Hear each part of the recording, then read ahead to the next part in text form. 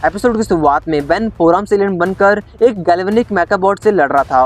वैसे वो मेकाबॉट फोराम्स पर भारी भी पड़ रहा था। तभी फोराम्स उसके हमलों को डॉज करके उठता है और कहता है, चलो ठीक है, मैंने सोचा था तुम्हें कम तकलीफ दूंगा, पर तुम्हें ज्यादा चाहिए तो कोई बात नहीं। फिर एक पेड़ को उखाड़कर उस मेकाबॉट को जोर से मारता है। वो मेकाबॉट दूर जाकर गिरता है। फोराम्स उसके पास आकर उसे समझा ही रहा होता है कि उसकी छुट्टी करना इतना आसान नहीं कि वो मेकाबॉट फोराम्स को पकड़कर ओमनिट्रिक्स का सारा पावर एब्जॉर्ब कर लेता है। बैटरी खत्म होने के कारण फोराम्स फिर से बेन में बदल जाता है और वो अपने वाला बेन 10 से नहीं था, वो था छोटे वाला बेन 10।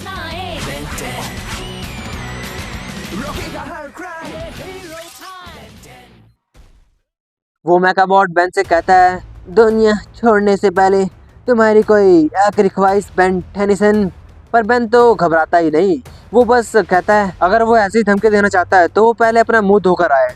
इतनी देर में ओमनिट्रिक्स भी रिचार्ज हो गया था। बेन जल्दी से एक न्यू एलियन फीडबैक एलियन में ट्रांसफॉर्म हो जाता है। तभी वो मेकाबॉट भी उस पर हमला कर देता है, पर फीडबैक आराम से बचाता है और अपने हाथों और डेंटिकल से उस मेकाबॉट की सारी एनर्जी एब्जॉर्ब कर लेता है और फिर उस एनर्जी से उस मेकाबॉट पर ही हमला कर देता है। बस क्या, वो मेकाबॉट वहीं पर खत्म और फीडबैक यानी बेन आराम से जीत जाता है। अपने वाला बेन ग्वेन केविन के साथ जोम्बोजो का पीछा कर रहा था। जोम्बोजो ब्रेन बैंक से एक ब्रेन चोरी कर वहां से भाग रहा था। उसी को लेने के लिए वो तीनों बिल्डिंगों से कूदते हुए जोम्बोजो का पीछा कर रहे थे। जोम्बोजो बहुत फुर्ती से वहां से भाग रहा था, लेकिन बेन जल्दी से लॉर्ड सर एलियन में ट्रांसफॉर्म हो जाता है और केविन भी लोहे को सोखकर तैयार हो जाता है। फिर क्या, लॉर्ड सर अपनी मैग्नेटिक पावर की मदद से केविन को उठाकर जोम्बोजो की तरफ फेंक देता है और केविन सीधा जाकर जोम्बोजो पर लगता है। जोम्बोजो नीचे गिर गया था और उसके हाथ से ब्रेन अलग हो गया था, पर जोम्बोजो हार नहीं मानता और केविन को मारकर ब्रेन लेकर वहां से भागने लग जाता है। पर लॉर्ड सर ऐसे कैसे भागने देता? वो अपनी मैग्नेटिक पावर से उस ब्रेन को अपनी तरफ खींच लेता है और ग्वेन केविन के साथ मिलकर जोम्बोजो को पकड़ ही लेता है। अब जाने का वक्त आ गया था, मतलब ग्वेन का। ग्वेन हायर स्टडीज के लिए शहर के बाहर जा रही थी। बेन उसे समझाने की भी कोशिश करता है कि वो शहर में भी तो पढ़ सकती है, पर ग्वेन ने तो अपना मन बना लिया था। अब ग्वेन के आगे बेन भी क्या कर सकता था। अब बेन केविन को साथ चलने को कहता है। यूनिवर्स की सारी परेशानियां अब उन दोनों को ही निपटानी होगी, पर केविन उसे बताता है कि वो भी नहीं आ रहा। उसे ग्वेन के कॉलेज के कैंपस में जगह मिल गई है। बेन निराश हो जाता है, मतलब अब बाय बाय टाटा। पर ग्वेन उसका हौसला बढ़ाती है कि अभी ये सब खत्म नहीं हुआ, वो फिर मिलेंगे, छुट्टियां हैं, वेकेशन है ना। बेन को अच्छा तो नहीं लगता, पर वो क्या कर सकता था। और आखिर में ग्वेन केविन अलविदा कहकर वहां से चले ही जाते हैं। बेन निराश था, पर उसे सबसे ज्यादा भूख लगा हुआ था, इसलिए वो भी वहां से चला जाता है कुछ खाने के लिए। पर वो अब मिस्टर स्मूदी पी पी कर थक चुका था, इसलिए वो सीधा ग्रैंडपा मैक्स के पास आ जाता है कुछ नया ट्राई करने के लिए। पर वहाँ पर भी ग्रैंडपा मैक्स नहीं होते। बेन घर के वॉशरूम में आकर एक सीक्रेट लीवर खींच देता है। लीवर खींचते ही सीक्रेट टनल के रास्ते बेन प्लम्बर हेडक्वार्टर के बेस तक पहुंच जाता है, जो धरती के अंदर था। सभी प्लम्बर्स अपने अपने कामों में उलझे हुए थे, पर बेन वहां से सीधा ग्रैंडपा मैक्स के पास आ जाता है, जो वैसे भी कुकिंग कर रहे थे। बेन एक्साइटेड में ग्रैंडपा मैक्स से पूछता है कि वो क्या बना रहे हैं। ग्रैंडपा ढक्कन जैसे ही निकालते हैं, उसके अंदर से बहुत सारे डेंटिकल्स निकलते हैं और बेन को पकड़ लेते हैं। पर ग्रैंडपा जल्दी से गन से शूट कर उन डेंटिकल्स को जल्दी से बर्तन में कैद कर देते हैं। ये देख तो बेन की भूख मर से ही जाती है। पूरा बेस हिलने लग जाता है और रेड अलर्ट जाने लग जाता है। बेन और ग्रैंडपा मैक्स जल्दी से मेन स्क्रीन पर पहुंच जाते हैं। एक बहुत बड़ा हमला हुआ था। बेन उसे अकेले संभालने के लिए जाने लग जाता है। ग्रैंडपा उसे अल्फा टीम के लिए रुकने के लिए भी कहते हैं, पर बेन तो बेन था, उसे किसी की जरूरत नहीं थी, वो अकेले ही चला जाता है। बेन वहाँ की तबाही देख हैरान हो गया था। वहाँ पर जरूर बहुत बड़ा हमला हुआ होगा। बेन जल्दी से गड्ढे से नीचे उतरकर छानबीन करने लग जाता है कि ये किसका करतूत हो सकता है। पर बेन वहाँ पर अकेला नहीं था, उसे दूर से कोई और देख रहा था। वैसे बेन 10 के फैन समझ गए होंगे आखिर ये बंदा है कौन। ये खाइबर है और इसका खतरनाक एलियन डॉग। और खाइबर के पास नेमेट्रिक्स था। खाइबर नेमेट्रिक्स अपने डॉग पर लगा देता है और खुला छोड़ देता है और जोर से सीटी बजाता है। फिर क्या, नेमेट्रिक्स उस डॉग को एक एलियन मॉन्स्टर में बदल देता है और बेन पर कूद पड़ता है। पर बेन कैसे तैसे बचाता है और बेन को लगता है कि इसी मॉन्स्टर ने इस बिल्डिंग की तबाही मचाई होगी। फिर उसे सबक सिखाने के लिए ह्यूमंगस एलियन बनने के लिए ओमनिट्रिक्स को चालू करता है। पर अफसोस, वो स्पाइडर मंकी एलियन में ट्रांसफॉर्म हो गया था। स्पाइडर मंकी को सोचता उससे पहले वो मॉन्स्टर स्पाइडर मंकी पर हमला कर देता है और दीवार से दबा देता है। स्पाइडर मंकी पहले तो ओमनिट्रिक्स को कोसने लग जाता है कि आखिर उसको उससे क्या दुश्मनी है। अगर वो अभी ह्यूमंगोसर बना होता तो वो मॉन्स्टर के टुकड़े टुकड़े कर देता। स्पाइडर मंकी उस मॉन्स्टर के जाल से निकलने के लिए उसके ऊपर के पाइप पर जाल फेंकता है, पर उसका बैड लक था। उसके ऊपर का पाइप और वहाँ का बिल्डिंग पूरा कमजोर था। वो जैसे ही खींचता है वो पूरी बिल्डिंग उनके ऊपर गिर जाती है। पर शुक्र है स्पाइडर मंकी कमजोर नहीं था, वो मलबे को हटाकर बाहर निकल जाता है।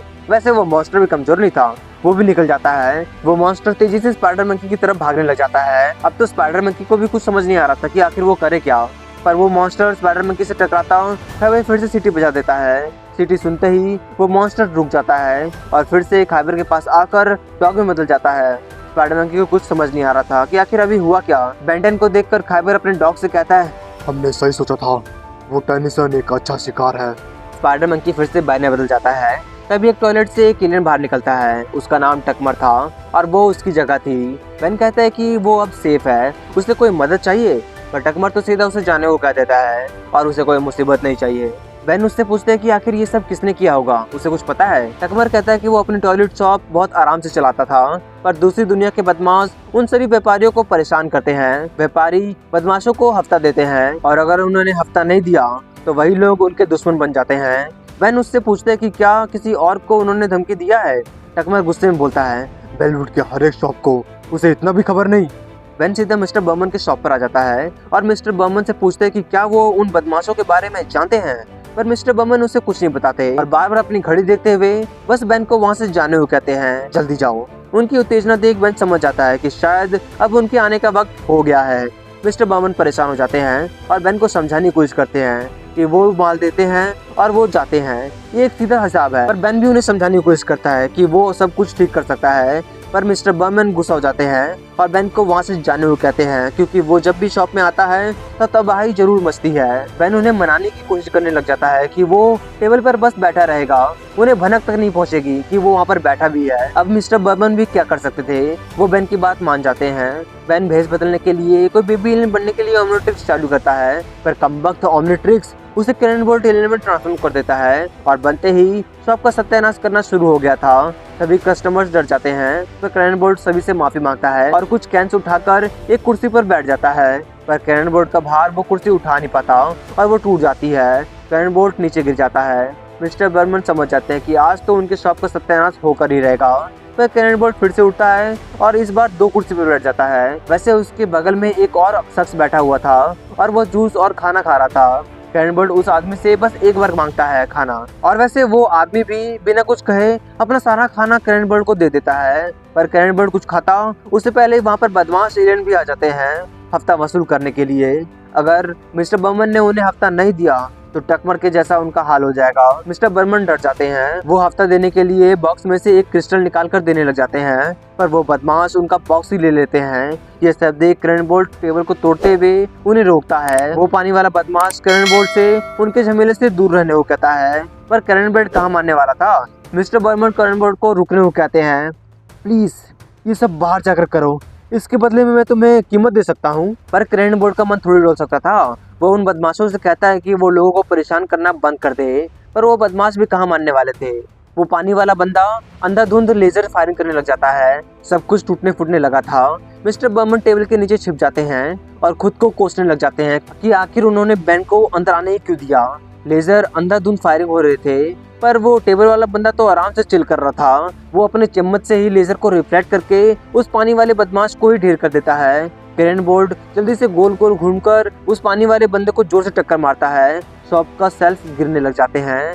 कैननबोल्ट बाकी दोनों बदमाशों को भी टक्कर मारकर सेल्फ गिरा देता है। ये देख कैननबोल्ट मिस्टर बर्मन से कहता है कि वो बाद में सब कुछ साफ कर देगा, पर वो हमेशा यही कहता है। इतने देर में पानी वाला बदमाश भी उस जगह को ब्लास्ट करने के लिए उस मशीन को ऑन कर देता है। अब कुछ ही मिनटों में वो पूरी जगह तबाह होने वाली थी। मिस्टर बर्मन बुरी तरह डर जाते हैं, पर बेन कहता है कि वो सब संभाल लेगा और गोल गोल घूमकर उस मशीन को तोड़ने की कोशिश करने लग जाता है, पर वो तो मशीन के घेरे को ही नहीं तोड़ पाता और आखिर में ओमनिट्रिक्स का बैटरी भी लो हो जाता है और वो फिर से बेन में बदल जाता है। ओमनिट्रिक्स भी लो हो गया था और वो बदमाश भी उठकर भाग रहे थे। मिस्टर बर्मन बेन से पूछते हैं कि ऐसे वक्त में तो तुम्हारे दोस्त मदद करते हैं ना। ये सुनते ही टेबल वाला बंदा चौकन्ना हो जाता है और कूदकर उन बदमाशों को पकड़ लेता है। बेन हैरान हो गया था और पूछता है कि आखिर वो है कौन। वो कहता है, रुक ब्लैंको, मैजिस्टर टेनिसन ने मुझे यहाँ भेजा है, मैं हूँ आपका नया पार्टनर। बेन हैरान हो गया था, क्या मुझे कोई पार्टनर नहीं चाहिए? बुरा मत मानना, पर मैं हूँ बेन टेनिसन, और अपनी तारीफें करने लग जाता है कि उसने कई बार दुनिया को बचाया। तभी रुक कहता है कि उसे उसके बारे में सब कुछ पता है, प्लम्बर्स एकेडमी में ये सब पढ़ना कंपलसरी है। बेन के साथ काम करने में उसके लिए एक गर्व की बात है। ये सुनते ही बेन बहुत ज्यादा खुश हो जाता है कि उसके बारे में एक पूरा चैप्टर है। पर बेन रुक से कहता है कि अब से वो सब कुछ अकेला संभालना चाहता है, यहाँ उसने सब कुछ संभाल लिया। अब तो वो बदमाश भी उठकर भागने लग जाते हैं। बेन अभी के लिए रुक से मदद मांगता है क्योंकि ओमनिट्रिक्स रिचार्ज हो रहा था। रुक माफी मांगता है और खड़े खड़े अपने गन से जाल फेंककर सभी बदमाशों को पकड़ लेता है। वो लोग बात कर ही रहे होते हैं कि ओमनिट्रिक्स रिचार्ज हो गया था। फिर क्या, बेन जल्दी से एक नई एलियन में ट्रांसफॉर्म हो जाता है और कहता है कि अब सब कुछ मुझ पर छोड़ दो। फिर अपने हाथों से उस घेरे को तोड़ने की कोशिश करने लग जाता है, पर वो घेरा तो नहीं टूटता, लेकिन उसका हाथ जरूर टूट जाता है। पर हाँ, रीजनरेट भी कर लेता है। अब बेन रुक से जगह बदलने को कहता है, यानी वो बॉम्ब को डिफ्यूज करे और वो बदमाशों को देखेगा।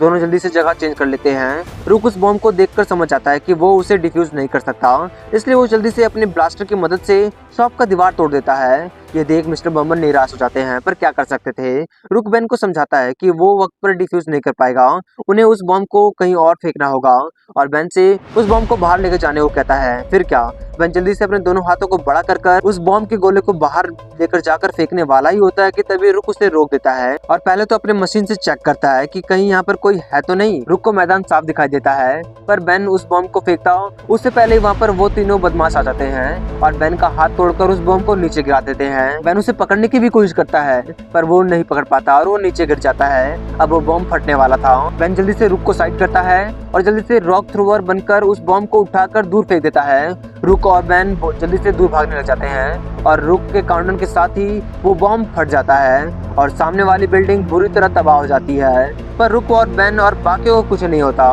बेन फिर से नॉर्मल हो जाता है। रुक उसे बचाने के लिए थैंक्स पार्टनर कहता है।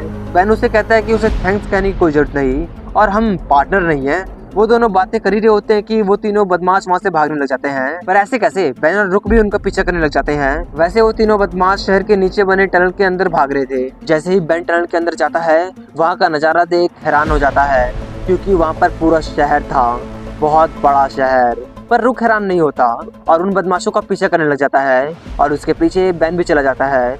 वैसे उन तीनों का पीछा खाइबर भी कर रहा था। वो अपने डॉग से कहता है कोई रहम नहीं करना और उनके पीछे भेज देता है। वो डॉग एक शिकारी की तरह बेन का पीछा करने लग जाता है और इस सस्पेंस के साथ ही एपिसोड यहीं खत्म हो जाता है।